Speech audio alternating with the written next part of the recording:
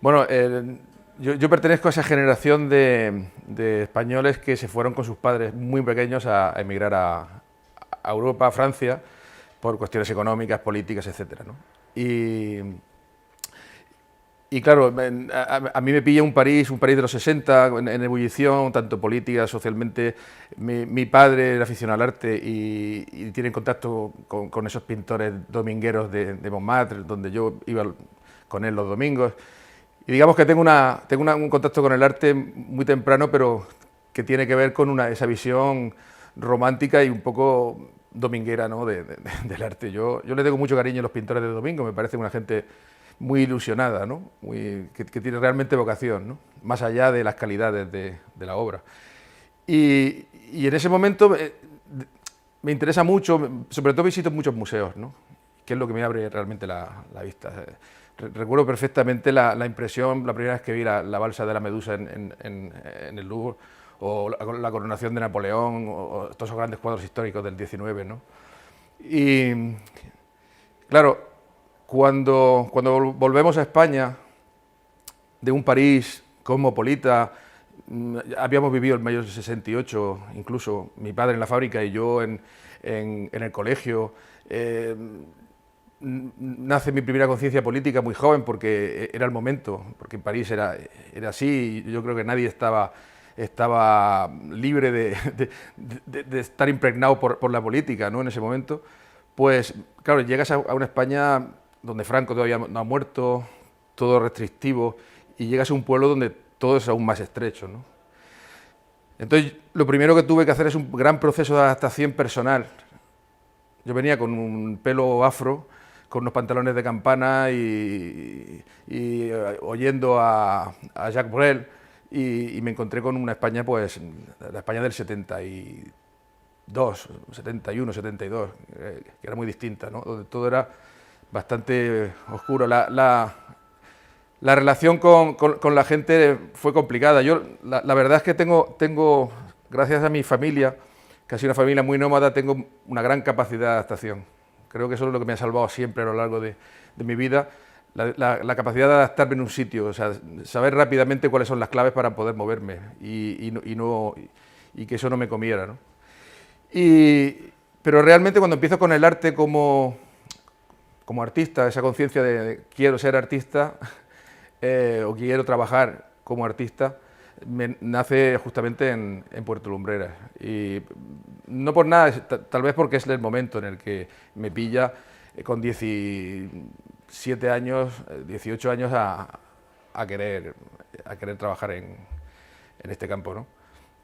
Hago mi primera exposición en el 79 en un bar anarquista de Londres, de Lorca, un bar anarquista de Lorca donde pasaban pues, los anarquistas, los soldados, los intelectuales de Lorca, que había algunos, los artistas, y, y empiezo a poner mis primeros dibujos, que curiosamente yo en aquel momento, la gente que me fascinaba eran los conceptuales. Yo me acuerdo que se editaba aquella revista Guadalimar, de la que tengo todos los números de la época, y me bebía pues las entrevistas con John Cage, con Vito Acconci, con toda esta gente, ¿no? Y yo lo que quería era ser un artista conceptual, o sea, de hecho tengo piezas de la época que tienen esa vocación, ¿no?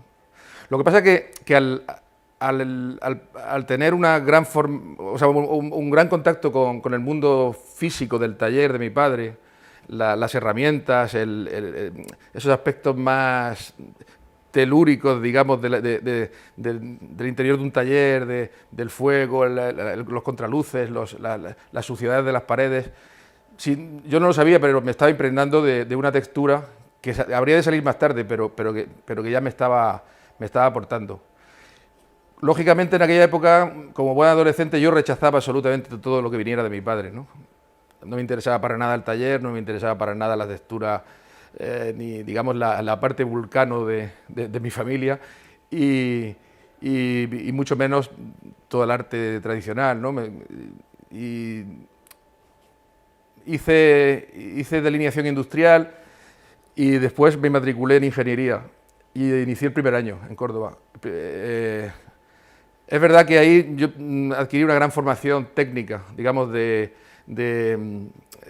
por ejemplo, yo era un apasionado del dibujo diédrico y de todo lo que era la representación axonométrica de los objetos, y me interesaba muchísimo la geometría, y a unos niveles bastante desarrollados para mi edad, porque realmente más que un estudio, era una vocación. Me apasionaba la geometría, cosa que también abandoné.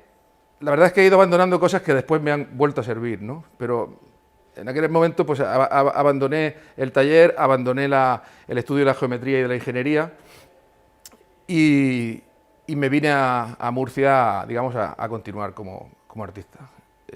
Ahí entré en conflicto con mi padre, que quería que yo me quedara en el taller, yo no quería, y me vine.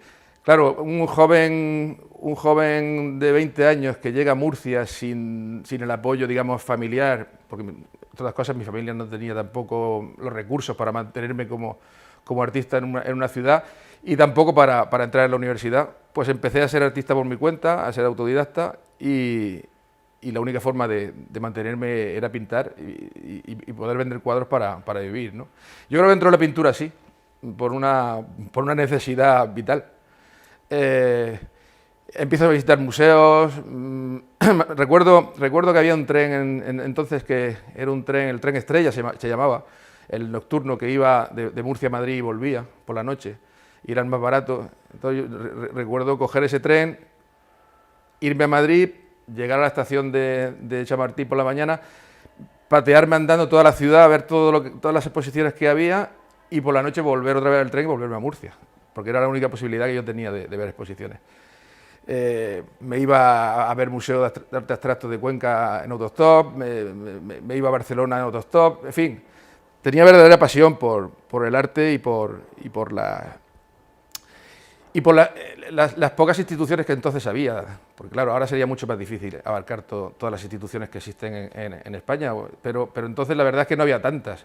Teníamos la Fundación Juan Mar, el Museo de Arte Abstracto de Cuenca, el Prado, la Biblioteca Nacional, que hacía grandes exposiciones, y después las revistas, ¿no? Y poco más. En Murcia no había entonces salas institucionales, salvo una pequeña sala en Santa Isabel, y lo demás eran pequeñas galerías. El ambiente era muy precario, ¿no?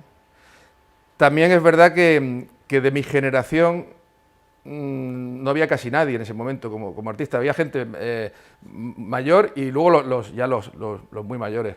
Y recuerdo que la relación con ellos también era muy peculiar, porque así como ahora mismo un joven se acerca a ti, hablas con él casi en igualdad de condiciones, entonces digamos, la jerarquía de los artistas estaba muy marcada, ¿no? O sea, por ejemplo, yo me acuerdo que en las tertulias de artistas yo no podía hablar.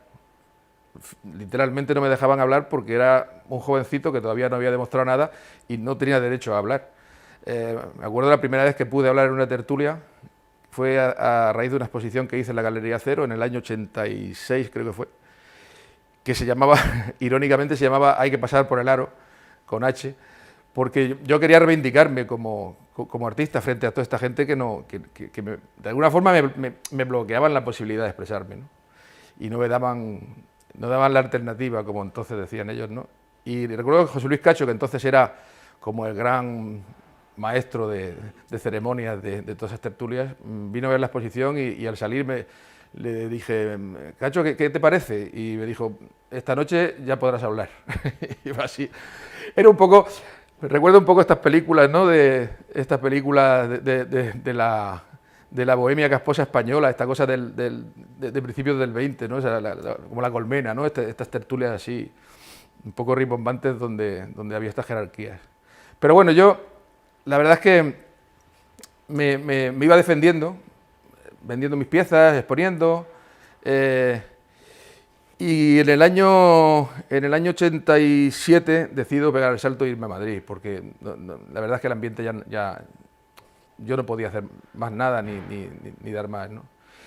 Y me fui a Madrid en principio con una beca de la comunidad autónoma para hacer una exposición, pero bueno, la beca la gasté en alquiler y en supervivencia.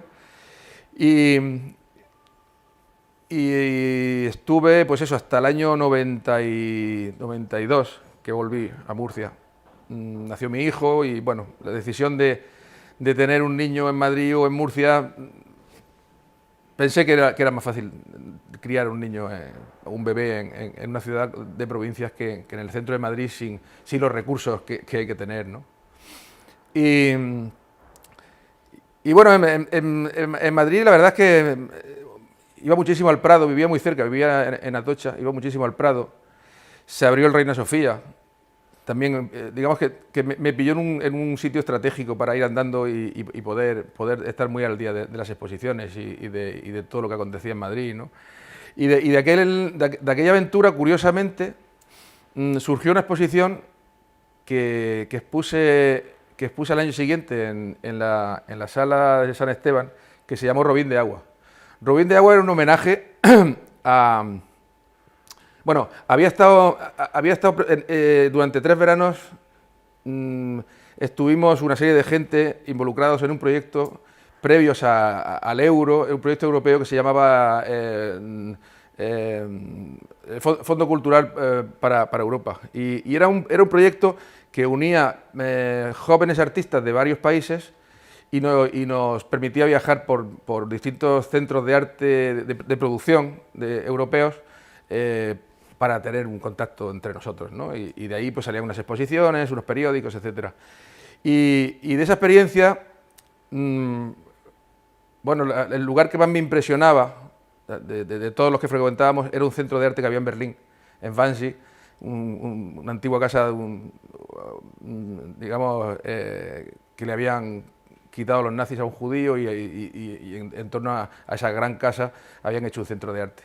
Me impresionó el ambiente de Berlín, las posibilidades que tenían los jóvenes, las posibilidades que tenían los artistas ya en esa época. Estamos hablando previo a la caída del muro.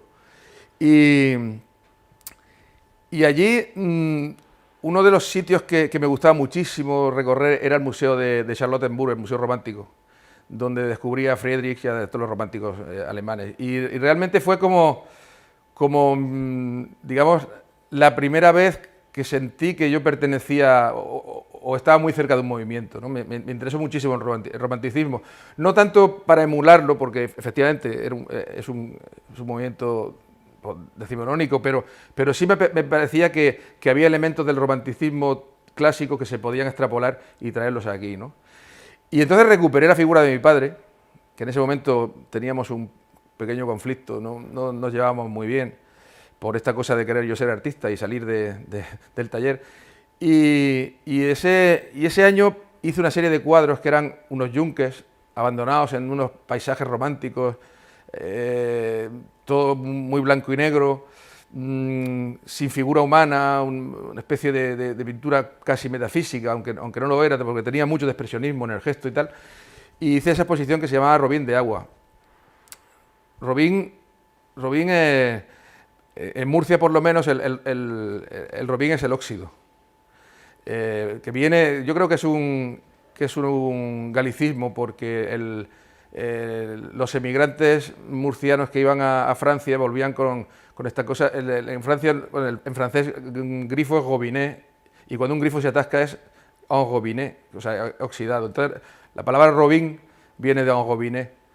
Y un amigo fue el que puso el título a la exposición, porque era una exposición donde el óxido aparecía mucho y una especie de lagunas muy telúricas, y él me dijo, esto es un robín de agua, ¿no?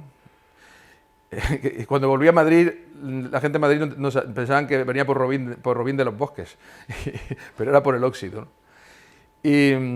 Y bueno, esa fue la primera vez que yo, a través de un movimiento que me encuentro y que me fascina, como es el romanticismo, encuentro digamos un abecedario personal en el sentido temático, ¿no? O sea, de pronto la fragua de mi padre aparece como temática, que es y además aparece como temática en el momento más inadecuado, en plena movida madrileña, en pleno pop, lleno de triangulitos amarillos y de figuras, digamos, que aluden a la noche, a las copas, a tal. Yo aparezco en Madrid con una serie de dibujos que son yunques abandonados en en charcos, digamos, de paisajes oscuros, ¿no?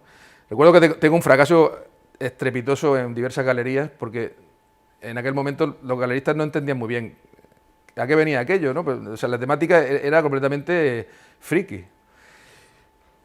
Yo no lo hacía por epatar, ni mucho menos, era directamente recuperar una serie de texturas de las que yo me había alejado, ¿no? Esto es lo típico, a veces necesitas alejarte muchísimo de un lugar que sientes tuyo para entenderlo y contarlo, ¿no?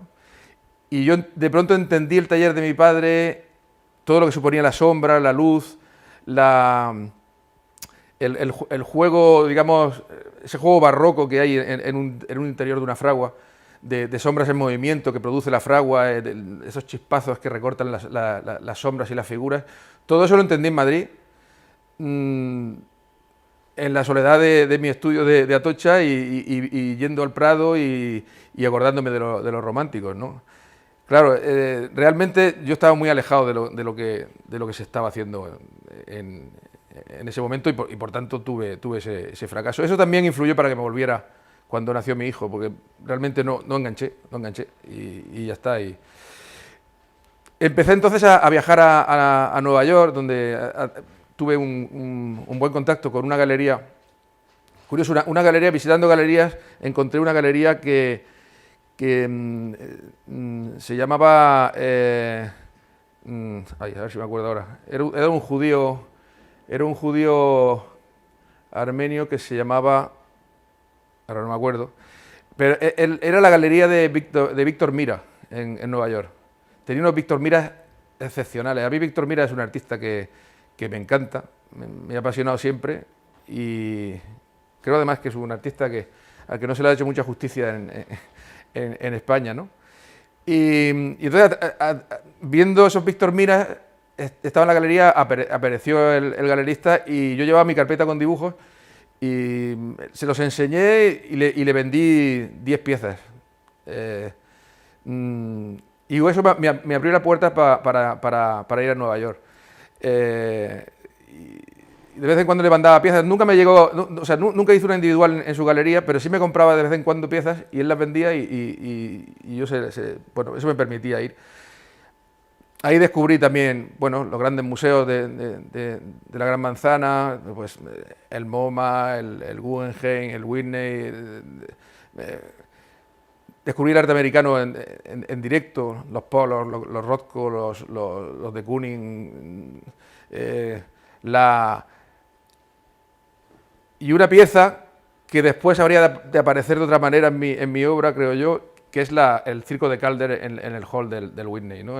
Cuando yo vi el Circo de Calder, de pronto toda mi vocación expresionista, digamos, telúrica, grave, de artista que pretende trascender, se vio, toda esa vocación se tambaleó, ¿no? De pronto descubrí la emoción de la fragilidad, de lo pequeño, del juguete como un elemento emocional, ¿no? De cómo alguien como Calder, que había hecho esas grandes móviles y esas esculturas monumentales en plazas, que yo conocía por libros y revistas, de pronto descubro que es capaz de bajar a una escala muy pequeña, muy frágil, muy íntima y mantener la emoción, ¿no? A mí eso realmente me da un vuelco. Es un vuelco que en ese momento no soy capaz de adaptar a mi trabajo, pero que lo guardé ahí en el fondo de mi corazón para que apareciera más tarde y yo creo que de alguna forma toda esa vocación está apareciendo ahora, ¿no? Y bueno, pues paso unos años en Murcia, digamos, con muy poca actividad,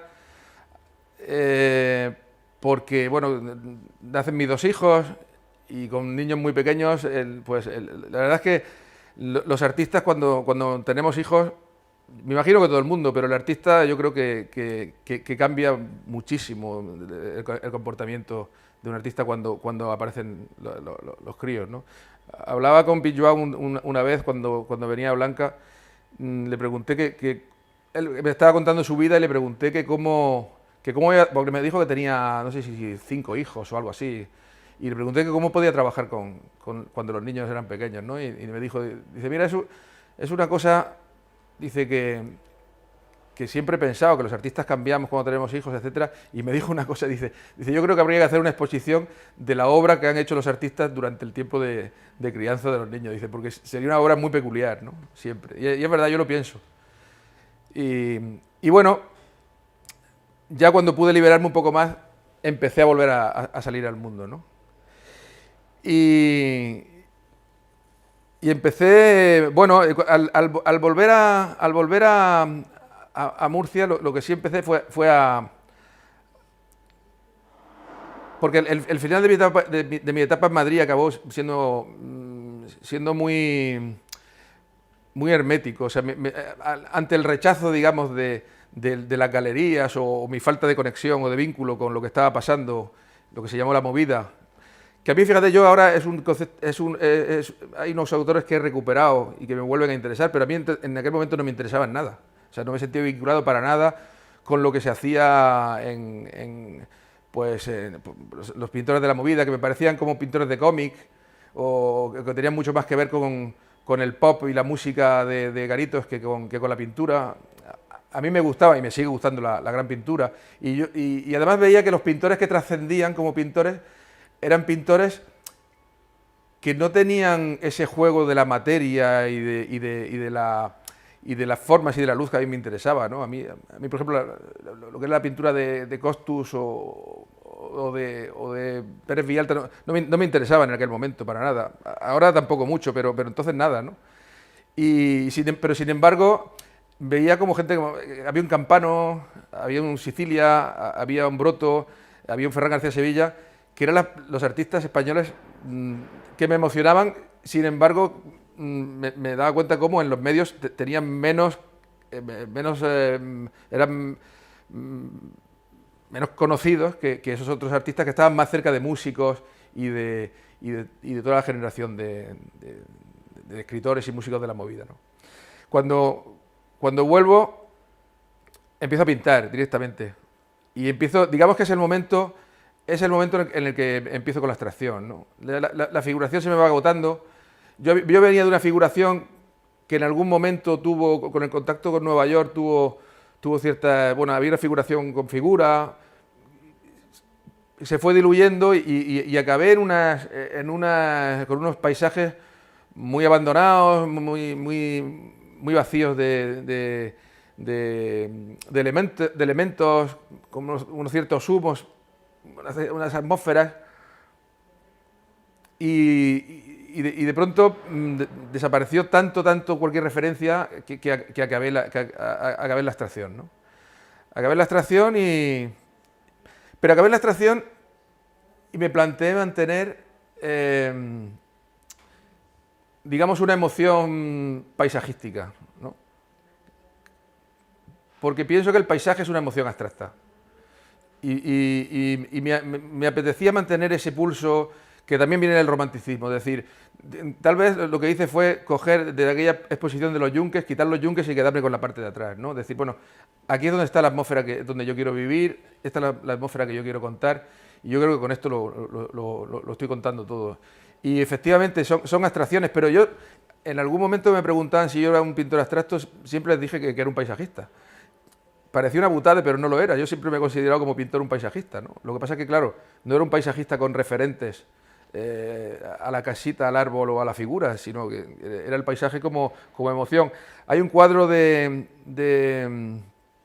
Friedrich que yo creo que cuenta muy bien eso, y es el monje, ¿no? Que es esa figura tan pequeñita que casi desaparece frente a ese vacío que es una atmósfera. Yo quería pintar así, o quería pintar como Rothko, o quería pintar como el último Turner, ¿no? Ese era un poco digamos, los parámetros en donde me movía, ¿no? Y bueno, buceando, porque la verdad es que soy bastante osado con el tema con la búsqueda, ¿no? Realmente, yo soy autodidacta desde el punto de vista, aunque nadie es autodidacta realmente, pero yo soy autodidacta desde el punto de vista de la formación académica. Yo no he estado en la Facultad de Bellas Artes, no la he pisado. Y entonces me he tenido que buscar las técnicas por mi cuenta, ¿no? Y siempre las he buscado en función de lo que me ha interesado hacer. No soy un acumulador de técnicas, ni pienso que la técnica sea básica para... O sea, no creo que un artista sea alguien que deba de conocer todas las técnicas. Yo creo que el artista debe conocer la técnica que necesita. Creo que hay grandes artistas en la historia del arte que han manejado una técnica muy, muy corta y sin embargo han hecho mucho con esa técnica, ¿no? Y bueno, empecé con la extracción y llego buscando técnicamente hasta el 2000, donde, bueno, uno de mis oficios, digamos, alimenticios, en ese momento era el diseño gráfico y los carteles. Las texturas que había en las imprentas en ese momento son muy distintas a las que hay ahora. Estaban las planchas, los fotolitos, los opacadores, las mesas de luz, en fin, los letraset, todos los adhesivos que se usaban, los cútex, cosas que han desaparecido ahora mismo, pero toda esa textura yo la manejaba habitualmente. Y empecé a trabajar con acetatos y celuloides de desecho de lo que se usaba para hacer las planchas de zinc, ¿no? Y así nació la exposición de Verónica del año 2000, El futuro fue ayer. El futuro fue ayer fue una exposición que o sea, yo quería hacer una exposición de pintura con materiales que no venían de la pintura, que eran estos fotolitos, estos plásticos, estos que yo mezclaba con óleos y hacía como unas empanadas entre fotolito y metía óleo, lo aplastaba, y entonces de esa textura iba trabajando como unos grandes collages, y me gustaba mucho digamos, cómo funcionaba la trama de offset cuando caía sobre la pasta de óleo. Había un encuentro de dos materiales que a priori no vienen del mismo sitio, pero que se encontraban de una extraña manera, ¿no? Había un extraño cortocircuito visual en esas capas. Y el título venía porque cuando los que somos digamos, de generaciones de los 50, los 60, etcétera, había un concepto del año 2000. El año 2000 era como donde todo iba a cambiar, ¿no? Era como la puerta de entrada en el futuro. Todo iba a ser distinto. Los coches no iban a llevar ruedas, íbamos a volar, todo se iba a hacer por telepatía. No sé, había como una especie de mítica del futuro que vivimos de pequeños, a través de los cómics, de las películas de ciencia ficción y tal. Y claro, la exposición era en el 2000, y a mí me parecía que tenía que contarlo de alguna manera, ¿no? Y entonces el futuro fue ayer. Yo imaginaba que el día 5 de enero del año 2000, pues uno ya podría decir que el futuro ya había pasado, ¿no? Esa puerta ya había pasado, ¿no? Y entonces era la idea de decir, bueno, el concepto de futuro ya fue ayer, ¿no? Que luego es un título que curiosamente vi en un libro años más tarde, ¿no? Alguien había titulado El futuro fue ayer. Pero vamos, surgió de esa idea de mirar al futuro como si ya hubiera pasado, ¿no? Bueno, Estrella del Norte, en Estrella del Norte se recogen muchas cosas, ¿no? De los últimos años. Es verdad que a partir del 92 empiezo a trabajar en el cine, por un azar, y del cine, que no es un medio que a mí me fascine, pero donde aprendo muchísimo lo que es la producción. Lo que más aprendo en el cine es la producción, cómo se produce una pieza desde un presupuesto, desde un tiempo y desde unos oficios, ¿no? Y entonces desemboco en el mundo del teatro y la ópera, que yo creo que es el mundo escénico que me interesa, y donde un artista creo que puede aportar más, por su relación con el director, los actores, el texto. Los textos de teatro me interesan muchísimo. Y cuando cometo una pieza como Estrella del Norte, realmente es la primera vez que yo trabajo con vídeos digamos, y puesta en escena para una exposición mía. Siempre digamos, he hecho un trabajo para otros, ¿no? Un trabajo creativo, pero para otros, para un director de escena. Pero claro, como soy muy curioso, me fijo mucho los oficios, intento aprendérmelos, ¿no? Aunque sea desde fuera. Entonces, pues he trabajado mucho con cineastas, con gente de vídeo, con gente he planificado con directores, con ayudantes de dirección el rodaje de una película. Y entonces, esta exposición me la planteé como si yo fuera el director de escena de una película o de una ópera, mejor dicho, ¿no? En donde yo me encargaba a mí mismo las diferentes partes de la exposición. Y entonces, la pintura, la quería mantener, porque yo creo que la pintura para mí es la esencia de todo, es donde nace todo, es la probeta y además para mí es el lenguaje que más me cuesta, donde más sufro y que más me pone a prueba. Reconozco que con el resto del lenguaje juego un poco más, pero con la pintura no puedo dejar de ser grave, lo intento pero no lo consigo. Estrella del Norte tiene toda esa vocación escenográfica que tiene, pero también tiene un gran componente poético. Yo lo concibo como un poema visual, donde el vídeo no es más importante. No le llamo videoinstalación porque no es exactamente una videoinstalación. Yo creo que el vídeo es tan importante como la parte de construcción, la parte mecánica y de construcción del tren, ¿no? Son dos partes que van unidas, pero son dos partes. Y esa parte tiene que ver con mi infancia, con la idea de que una idea que yo manejaba en mi infancia es que los coches de noche no andaban, sino que lanzaban imágenes desde los faros. Era una fantasía a la que yo recurría cuando iba en el coche con mi padre de noche. Pero también tiene que ver con una pasión reciente que es los viajes al África Negra, ¿no? Y al trabajo de la precariedad. Y el trabajo, mejor dicho, con la precariedad. ¿Qué hacemos con lo que tenemos, ¿no? Bueno, yo creo que es un tema muy político también y de mucha actualidad. ¿Qué vamos a hacer con los restos del naufragio? O sea, con estos elementos que se han quedado rotos, ¿qué hacemos? ¿Los quemamos? ¿Reconstruimos? Yo creo que estamos en tiempo de reconstrucción. Ya los tiempos de fraccionamiento ya se han acabado. Desde el cubismo venimos fraccionando la realidad y el arte y las imágenes. Y yo creo que entramos en un momento de reconstrucción sobre los desechos, o sea, con los desechos, ¿no? Y el tren tiene esa carga. He ido también recogiendo todas las cosas, todos los elementos que a través de mi vida artística me han ido conformando como artista, ¿no? Hay elementos o sea, la luz y la sombra, esa cosa telúrica que sí que he arrastrado, están las imágenes de vídeo. De hecho, el invertirlas a negativo tiene esa vocación, ¿no? Generar una imagen telúrica, una imagen de ensoñación, una imagen más poética.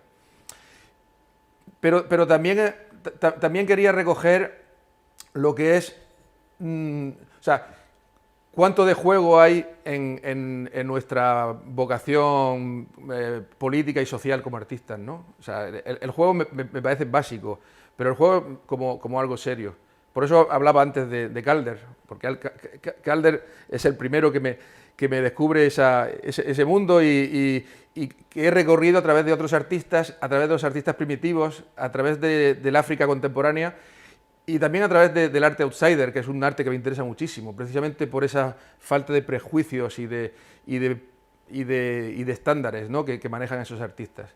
Me interesa de pronto hacer una pieza que no esté prevista ni siquiera por mí mismo. Eso me interesa muchísimo. No me gusta aferrarme ni siquiera a mis propios conceptos, pero inevitablemente las cosas que arrastro íntimas salen, ¿no? Y el tren es curioso porque funciona como poema, pero funciona también como una pieza política. Curiosamente, yo creo que tiene más que ver con el contexto en el que se exhibe, ¿no? Es curioso que en la Murcia del 2015, con un problema social que viene de un tren que hay que soterrar, etcétera, y una polémica en torno a unas decisiones políticas, cuando aparece mi tren en Verónicas, de pronto hay alguien de esa plataforma que deja un manifiesto sobre el tren, ¿no? Y lo convierte en una pieza política, pero lo convierte en espectador, curiosamente, ¿no? No es tanto una vocación mía, que la puedo tener, pero no la exhibo tan francamente, pero hay un espectador que dice, no, esto es una pieza política, hay un tren en un lugar donde hay un conflicto con un tren, por lo tanto hay una referencia. Yo creo que lo político debe venir de esa forma natural. No soy muy dado a generar una pieza política de panfleto, ¿no? Me interesa más que se quede abierta y que recoja, digamos, las vibraciones políticas que hay en torno a ella.